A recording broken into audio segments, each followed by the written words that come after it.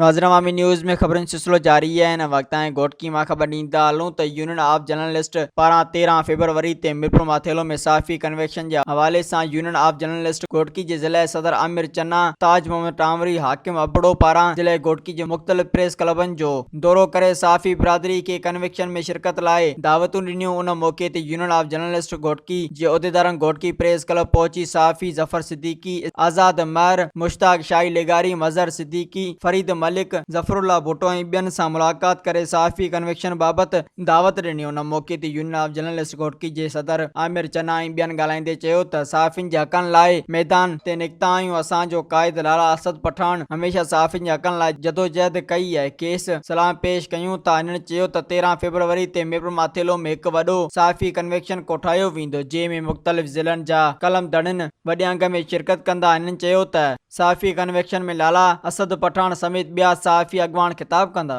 मज़ीद खबरों और तफसीलात के लिए विजिट करें हमारी वेबसाइट www.awamiNewsHD.com।